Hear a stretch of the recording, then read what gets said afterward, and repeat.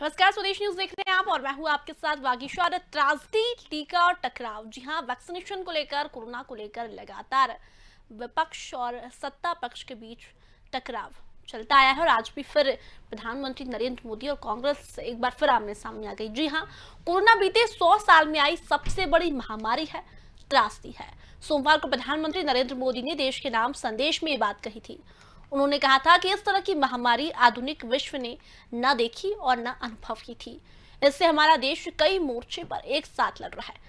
Covid अस्पताल बनाने से लेकर आईसीयू बेड्स की संख्या बढ़ाना, वेंटिलेटर बनाने से लेकर टेस्टिंग लैब का नेटवर्क तैयार करना हो, हर मोर्चे पर हमने काम किया है। बीते 1.25 साल में देश में नया हेल्थ इंफ्रास्ट्रक्चर तैयार किया गया। साथ ही वैक्सीनेशन को लेकर भी पीएम मोदी ने कई तरह की घोषणाएं की थी, लेकिन तमाम पहलुओं पर मध्य प्रदेश के पूर्व मुख्यमंत्री कमलनाथ ने ट्वीट कर निशाना साधा।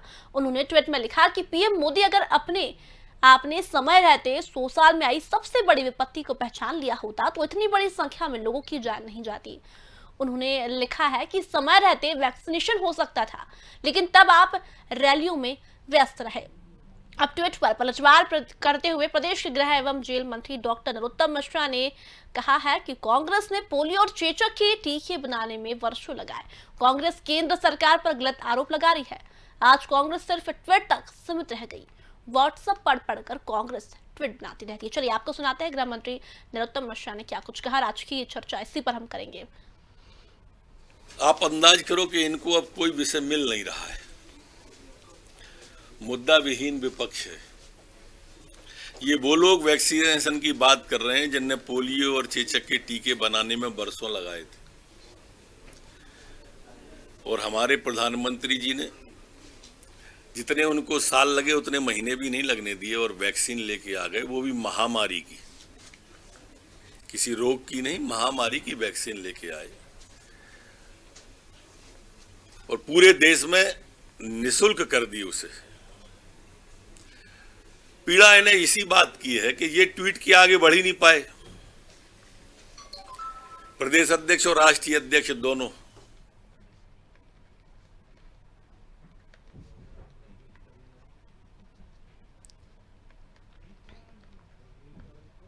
गृह मंत्री नरोत्तम मिश्रा ने पूर्व मुख्यमंत्री कमलनाथ पर पलटवार किया है। उन्होंने कहा है कि कांग्रेस सिर्फ ट्वीट की राजनीति करती है, व्हाट्सएप पढ़कर कांग्रेस बनाती रहती है ट्वीट। ये पलटवार किया है मध्य प्रदेश के गृह मंत्री नरोत्तम मिश्रा ने, और कहा है कि वह कमलनाथ जब मुख्यमंत्री पद से हटे तो पत्रकारों से भी उन्होंने माफी मांगी थी और कहा था कि मैं न्याय नहीं कर पाया था। और चलिए इस पूरी खबर पर ज्यादा जानकारी के लिए हमारे साथ फिरोज सिद्दीकी कांग्रेस से पक्ष रखेंगे और बीजेपी से पक्ष रखेंगे धीरेवर्धन शर्मा जी। आप दोनों का बहुत बहुत स्वागत है। लेकिन सबसे पहले सवाल मेरा फिरोज जी से रहेगा। फिरोज जी, प्रधानमंत्री नरेंद्र मोदी ने ये जो महामारी है उसको कहा है कि 100 साल की सबसे बड़ी त्रासदी है, महामारी है, लेकिन पूर्व मुख्यमंत्री कमलनाथ ट्वीट करते हैं कि अगर आप इस त्रासदी को समय रहते पहचान लेते तो इतनी लोगों की जान नहीं जाती। आखिर कब तक ये राजनीति चलती रहेगी? पहले कोरोना पर राजनीति, फिर वैक्सीनेशन पर राजनीति। पर राजनीति तो होनी भी चाहिए, अगर हो रही है तो। जनता का जो जनता के हित में कांग्रेस बात कर रही है। हमने कहा कि वैक्सीन फ्री होना चाहिए। हमने पूछा कि आप ये बताइए, आपने 6.5 करोड़ वैक्सीन क्यों एक्सपोर्ट कर दी देश से, और जो अप्रैल में 42 लाख वैक्सीन लग रही थी अब वो 15-16 लाख क्यों लग रही है? तो कांग्रेस तो सही सवाल कर रही है, और यही बात सुप्रीम कोर्ट ने चेताया सरकार को कि आप बताइए 35,000 करोड़ रुपए आपने वैक्सीन के लिए रखे थे बजट में, तो वो कहाँ गए? तो कल प्रधानमंत्री को मजबूरी में आके कहना पड़ा कि ये वैक्सीन जो है वैक्सीन को मुफ्त करेंगे, इसलिए वैक्सीन को मुफ्त करेंगे, तो इसलिए कमलनाथ जी जो बात कह रहे हैं वो सही कह रहे हैं। प्रधानमंत्री खुद ही जाके दावोस में कह के आए थे कि हमने तो कोरोना पे विजय पा ली, और उसका हाल आप देख लीजिए कि फिर क्या हुआ। लाखों लोगों की मौतें हुई हैं देश में। तो सरकार तो खुद ही जो थी केंद्र सरकार की, ये सीधी सीधी गलती है जो कोरोना की दूसरी लहर आई है। इसमें प्रधानमंत्री नरेंद्र मोदी और स्वास्थ्य मंत्री डॉक्टर हर्षवर्धन, इन दोनों सीधे सीधे जिम्मेदार है। पहले फिरोज जी, पहले वैक्सीन नहीं थी तब भी हमला था, वैक्सीन आ गई तब भी हमला था, वैक्सीनेशन फ्री हो गया, वैक्सीन लोगों को फ्री लगेगा, तब आपने प्रधानमंत्री नरेंद्र मोदी की मजबूरी बता दी, और कमलनाथ जो कहते हैं वो सही है। सही है, मजबूरी है उनकी। पहले उन्होंने कहा कि वैक्सीन स्टेट नहीं खरीदेंगे, फिर उन्होंने कहा कि अब वैक्सीन जो है हम स्टेट खरीदेंगे, एक वैक्सीन 4 दाम, और लोगों को वैक्सीन लग नहीं रहा है। 6.5 करोड़ वैक्सीन क्यों एक्सपोर्ट कर दिया भाई, देश से बाहर क्यों भेज दिया आपने? लोगों को लगवाना चाहिए था, भारत के नागरिक को लगता, और उस वैक्सीन को हम समय रहते चेतते तो ये स्थितियां देश में नहीं होती। आपने तो वैक्सीन का मजाक उड़ाया, इसलिए ये हुआ। और वो भी दिक्कत क्या है कि इस देश में जो अभी नरोत्तम मिश्रा जी कह रहे थे, पल्स पोलियो अभियान जो था, एक दिन में 12 करोड़ बच्चों को दवाएं पिलाई गई थी, जब इंटरनेट का जमाना नहीं हुआ करता था, जब ये सोशल मीडिया का भी जमाना नहीं था, तो भी भारत का एक और उनका कहना है कि पोलियो और चेचक के टीके बनाने में वर्षों लगाया कांग्रेस ने, और बात कर रही है कि वैक्सीन नहीं बनाया, वैक्सीन में इतने समय लग गया, कांग्रेस के कार्यकाल में वर्षों लगे। ये क्या नरेंद्र मोदी जी ने बनवाई थी ये वैक्सीन? पूछिए इनसे कि ये 5 करोड़ वैक्सीन तो संबित पात्रा ने बताया है कि 5 करोड़ वैक्सीन तो साहब हमने जो था एग्रीमेंट के तहत बाहर भेजी है देश के। अब वो ऐसा कहती है सरकार, वर्षों लगाए का क्या मत। अगर जिन लेबोरेटरीज ने ये बनाए वो तो नेहरू जी की खड़ी की हुई है ना, वो नरेंद्र मोदी जी की खड़ी की हुई है। साइंटिस्ट क्या वो नरेंद्र मोदी जी ने भर्ती किए थे? वो तो बरसों से थे देश में। इस देश में वायरोलॉजी इंस्टीट्यूट है, वायरस की स्टडी के लिए हमारे पास central institute for disease control है, सारे बड़ी बड़ी इंस्टीट्यूट है, ICMR है। ये क्या सब नरेंद्र मोदी जी ने बनाए हैं? ये तो सब कांग्रेस की सरकारों ने और नेहरू जी की जो एक सोच थी उसने बनाया। आज वो देश के काम आ रही है। जब पूरा वर्ल्ड एक साथ रिसर्च कर रहा था तो बहुत सारी रिसर्च साथ आई, और ये सौभाग्य की बात है कि बहुत जल्दी हमको वैक्सीन मिल गया। तो इसमें जो सरकार ये कहे कि पुरानी सरकारों की नाकामी थी, हमारी सरकार की कामयाबी थी, असल बात ये है कि सरकार अब फंस गई, सुप्रीम कोर्ट ने उनको फंसा लिया। अब जवाब नहीं है। आप कहते कोविन में जाओ और लॉग इन करो। अरे हमने बचपन में स्कूलों में टीके लगवाए, अपने जगह जगह जाके रास्ते चलते को टीके लगाए जाते थे इस देश में। ऐसे तो लग चुके 140 करोड़ देश में लोगों को टीके। सरकार की नाकामी है। चलिए धीरेवर्धन जी से जवाब लेते। धीरेवर्धन जी क्या कुछ कहेंगे आप? के पास प्लान नहीं, कब तक लगा पाएगी वो वैक्सीन? चलिए धीरेवर्धन जी से जवाब लेते जी। कांग्रेस के लोग बहुत गुस्से में, पूरी बात हो जाता है। 900 चूहे खाकर दिल्ली हज को चली। यही कांग्रेस के लोग हैं जो कह रहे थे ये मोदी का टीका है, मैं नहीं लगवाऊंगा, हम अपने राज्य में नहीं लगने देंगे, इसका असर होगा कि नहीं होगा। वही कह रहे हैं कि विदेशों को क्यों भेज दिया, वही कह रहे हैं कि टीके जल्दी लगवाइए। विदेशों को क्यों भेजा? ये फॉरेन डिप्लोमेसी आप जानते नहीं है क्या? WHO के जो रूल्स होते हैं उनको आप जानते नहीं है क्या? और ब्रिटिश की कंपनी है जिसके माध्यम से कोविशील्ड भारत में बना है, उसके साथ जो हमारा समझौता था उसको नहीं जानते हैं क्या आप? कितनी सारी मजबूरियां थी। और जिससे पोलियो वैक्सीन की बात कर रहे हो आपने बनाया नहीं था, लगभग 15-20 साल के बाद भारत में मंगा पाए। और हमारे कोवैक्सीन हमारे वैज्ञानिकों ने अपनी टेक्नोलॉजी से बनाया है। कोविशील्ड भी हमने अपने देश में बनाया है। एक और प्रश्न का मैं आपके का जवाब देना चाहूंगा कि आप कह रहे हैं कि मोदी जी ने अब टीके जो है ना वो कंप्यूटर के जाल में, मोबाइल के जाल में उलझा करके रखे। भैया जब हमारे पास स्टॉक कम होता है तो कोई रूल रेगुलेशन तो बनाने होते हैं। मंदिर में भी जब ज्यादा भीड़ उमड़ती है त्योहार के समय पे तो वहां भी ऐसे घुमावदार रास्ते बना दिए जाते हैं ताकि वो क्यों धीरे धीरे करके वहां पर आए, क्योंकि एकदम से सारे लोग दर्शन नहीं कर सकते। तो हमारे पास हमारे वैज्ञानिक, हमारे साइंटिस्ट, हमारी प्रयोगशालाएं जिस तेजी के साथ वैक्सीन बना रही है, जो स्टॉक हमें मिलता जा रहा है उसका विकेंद्रीकरण कर रहे हैं। सबसे पहले मोदी जी ने देश के कमाने वाले घर के मुखिया जिनको अपने बाल बच्चों की शादी ब्याह की फिक्र होती है उनका वैक्सीनेशन किया, बुजुर्गों का वैक्सीनेशन किया। कोई पाप कर दिया क्या? लेकिन इनका कहना है कि समय रहते वैक्सीनेशन हो सकता था, लेकिन उस वक्त प्रधानमंत्री नरेंद्र मोदी रैलियों में बिजी थे। धीरेवर्धन जी, कांग्रेस का ही कहना है, मुख्यमंत्री कमलनाथ ने ट्वीट किया है। 100% गलत आरोप है। देखिए मेरी बात सुन लीजिए, वैक्सीनेशन कैसे हो जाता तब एकमात्र उपाय था कि हिंदुस्तान के पूरे पैसे चाइना को दे देते और चाइना की जो वैक्सीन है वो मंगा लेते। हो सकता है कमलनाथ जी की यही इच्छा हो, क्योंकि जब कमलनाथ जी वाणिज्य मंत्री थे मध्य प्रदेश के तब $3 लाख चंदा लेकर के आए थे राजीव गांधी फाउंडेशन के लिए, और तब भारत के प्रयोगशाला में उतने इंजेक्शन नहीं बने जब रैलियां हो रही थी। इंजेक्शन अलग विषय, वैक्सीन अलग विषय और राजकाज अलग विषय। अब भी चुनाव आयोग अगर चुनाव घोषित कर देगा तो क्या कांग्रेस पार्टी बहिष्कार करेगी? अभी जाकर के लिख करके आओ क्या मध्य प्रदेश में और देश में कहीं भी चुनाव होगा हम भाग नहीं लेंगे। और प्रधानमंत्री जी की जहां तक ईमानदारी की बात की जाए, उन्होंने बगैर अफरा तफरी के प्रयास किया कि हमारे अपने लोग प्रोडक्शन करें और एक एक व्यक्ति तक वैक्सीन पहुंचे, क्योंकि फार्मेसी का भी एक बड़ा जाल है, ये बहुत बड़ा बाजार है। लेकिन देवीवर्धन जी, पहले वैक्सीनेशन पर सवाल कांग्रेस ने उठाया, अब जब वैक्सीनेशन फ्री का ऐलान कर दिया है कि सभी लोगों को वैक्सीन फ्री लगेगी, तो फिरोज जी का कहना है कि वो तो मजबूरी में ऐलान किया उन्होंने। नहीं, इनको तो ये तो छिद्रांवेशी है। मैं बार बार कहता हूँ कि कांग्रेस के लोग तो कसम खा करके आते हैं कि भारतीय जनता पार्टी की सरकार या मोदी जी जो भी करेंगे हम उसमें छेद देखेंगे, हम उसको उल्टा ही देखेंगे। अब इनका भोजन ही नहीं पचता जब तक ये उसकी बुराई नहीं कर लेते। मैं आपसे फिर कह रहा हूँ, आपने मेरी बात का सवाल जवाब नहीं सुना जी। दुनिया एक बड़ा बाजार है, तमाम देश ऐसे हैं जो फार्मेसी पर कब्जा किए हुए हैं। वो बहुत महंगी दवाइयां गरीब और कमजोर छोटी अर्थव्यवस्था के देशों को इसलिए बेचते हैं कि वहां की मोटी रकम हमारे देश में मुनाफे के तौर पर आ जाए। अमेरिका हो, चीन हो, दुनिया भर के देश हो, सबकी मंशा थी कि भारत हमसे वैक्सीन खरीदे, भारत हमसे वेंटिलेटर खरीदे, भारत हमसे तमाम और संसाधन और दवाइयां खरीदे। और मोदी जी ने उनके मंसूबे को ध्वस्त कर दिया और हमारे वैज्ञानिकों का उत्साहवर्धन किया। हमारे वैज्ञानिकों ने वैक्सीन अपने देश में बनाने में सफलता पाई है। और अब देखिएगा कि अब हमने दूसरी कंपनियों को भी रास्ता खोला है, क्योंकि नियम है, और उसके पहले हमने अपने हाथ मजबूत कर लिए कि ज्यादातर वैक्सीन जो लगेगी हिंदुस्तान में वो हिंदुस्तानी कंपनियों की लगेगी।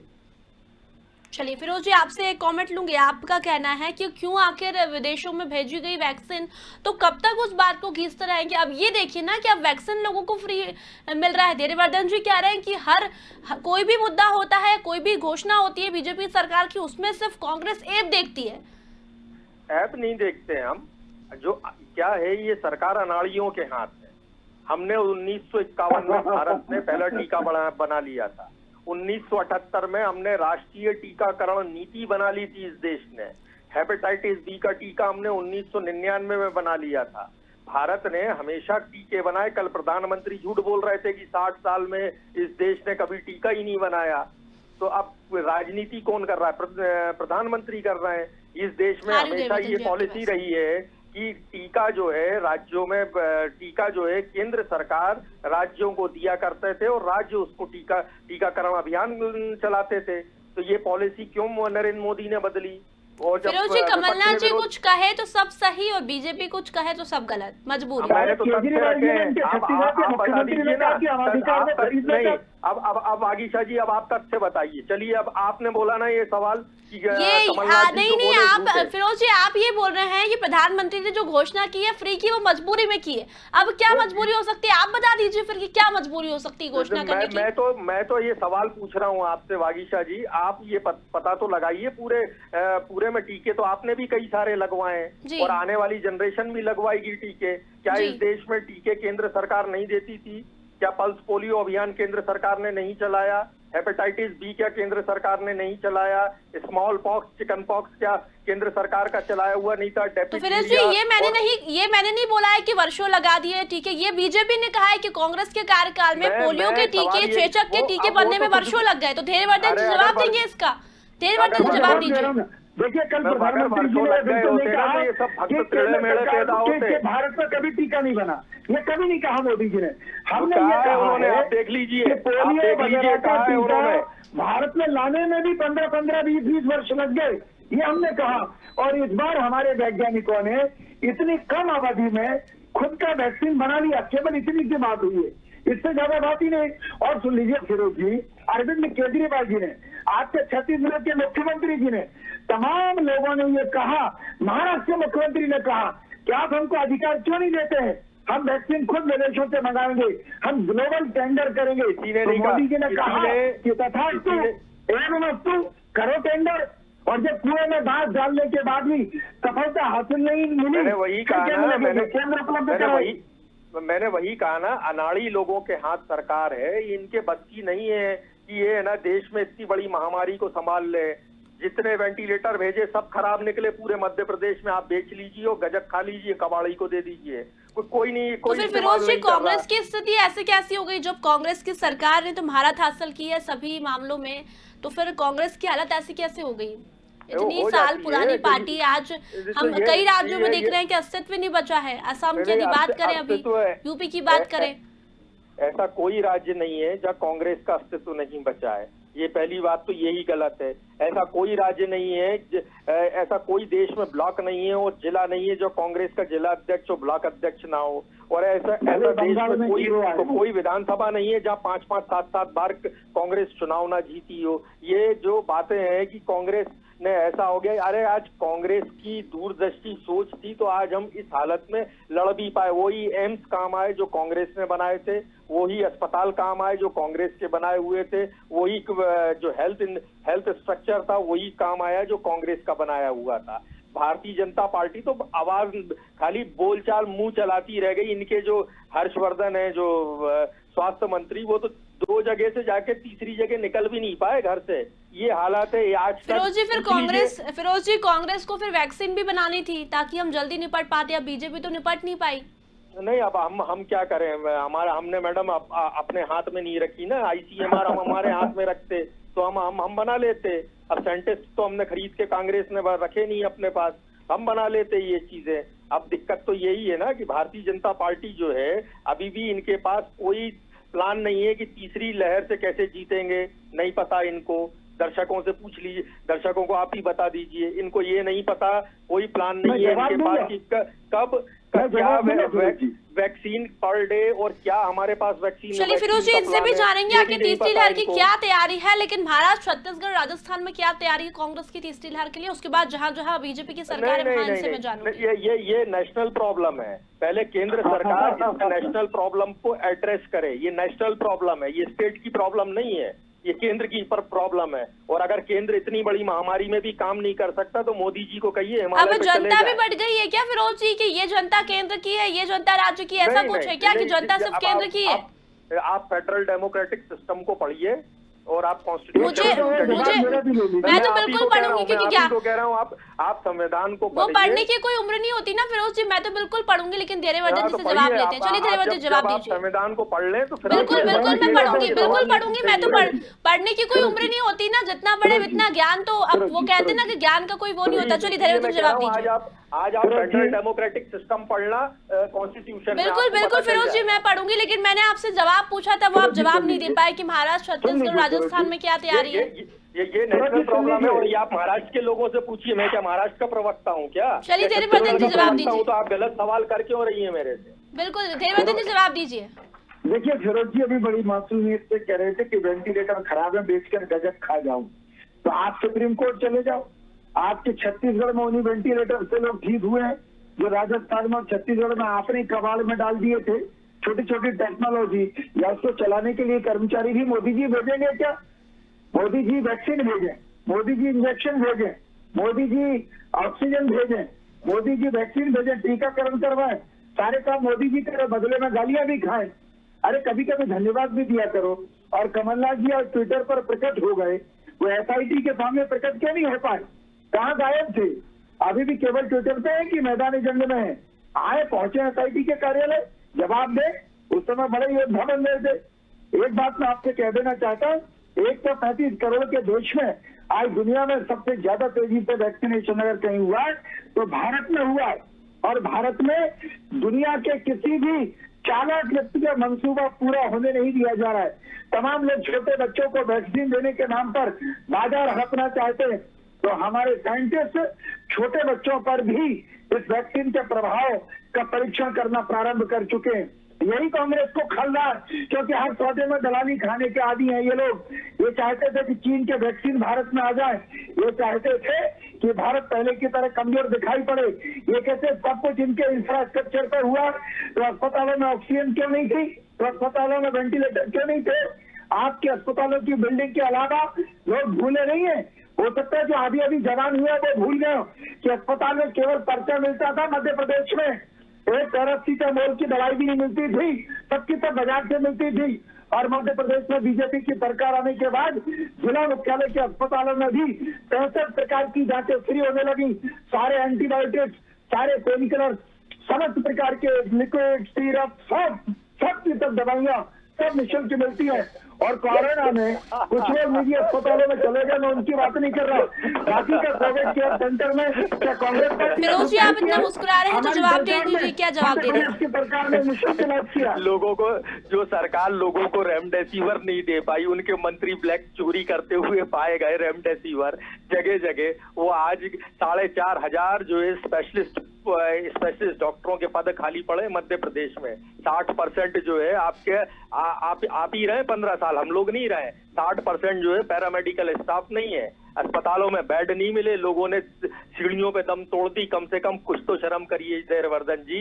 आपके वेंटिलेटर लोगों को लगा दिए, गांधी मेडिकल कॉलेज में मौतें हो गई लोगों की जो पीएम केयर्स फंड से आए, शेड्यूल वालों ने तो निकाल के जी अभी आपने थोड़ी देर पहले कहा था कि ये जो एम्स है ये कांग्रेस के बनाए हुए हैं, बीजेपी का काम, बीजेपी को काम आ रहे। तो क्या एम्स में बेड नहीं थे क्या? फिर बेड नहीं उपलब्ध करवाए थे, सिर्फ एम्स बना के रख दिया था कांग्रेस ने? पूरा जो एम्स था वो पूरा फुल पैक हो गया था एम्स। और जब से एम्स बना है, मनमोहन सिंह जी ने बना के 2014-15 में चालू कराया था, जब से वो एम्स की हालत देख लीजिए आप, क्या हालत है उस एम्स की। एम्स की हालत क्या है? वो तो ये एम्स सब मनमोहन सिंह के बनाए थे, 16 एम्स।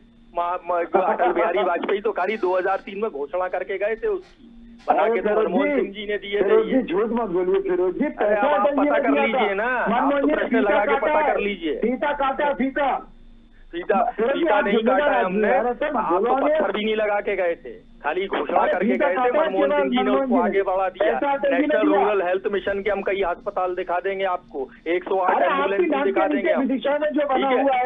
108 एम्बुलेंस उन्हीं की देन है, मनमोहन सिंह की। राष्ट्रीय दृष्टिहीनता कार्यक्रम, ट्यूबरोक्लोसिस, ये सब कांग्रेस ने चला है। आपने किया क्या है? हमसे गलती हो गई कि हमें ना दिमागी कोरोना का जो है टीका नहीं बनवा पाए, वरना आज भारतीय जनता पार्टी नहीं होती अगर मानसिक कोरोना का टीका बना लिया होता हमने तो।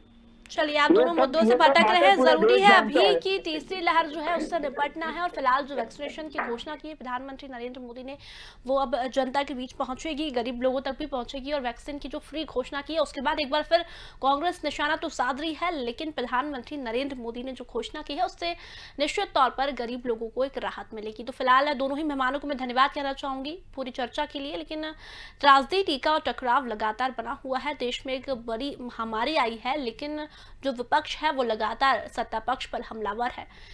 प्रधानमंत्री नरेंद्र मोदी ने बीते दिन वैक्सीनेशन को लेकर एक घोषणा की कि अब सभी लोगों को फ्री वैक्सीन लग पाएगा, राज्यों तक वैक्सीन पहुंचाई जाएगी, लेकिन आम जनता तक वो वैक्सीन फ्री पहुंचेगी, यानी कि फ्री लगाई जाएगी। उसके बाद कांग्रेस लगातार प्रधानमंत्री नरेंद्र मोदी पर हमलावर हो रही है। पूर्व मुख्यमंत्री कमलनाथ ने ट्वीट कर कहा कि अगर इस त्रासदी को आप समय रहते पहचान लेते तो आज इतने लोगों की जान नहीं जाती। लेकिन फिलहाल दूसरी लहर धीरे धीरे कम हो रही है, तीसरी लहर की चेतावनी दे दी गई है। ऐसे में देखना होगा कि केंद्र और राज्य मिलकर तीसरी लहर के लिए क्या कुछ तैयारी करते हैं। तो फिलहाल इस चर्चा में इतना ही, जल्दी लौटेंगे, तब तक बने रहिए स्वदेश न्यूज के साथ। नमस्कार।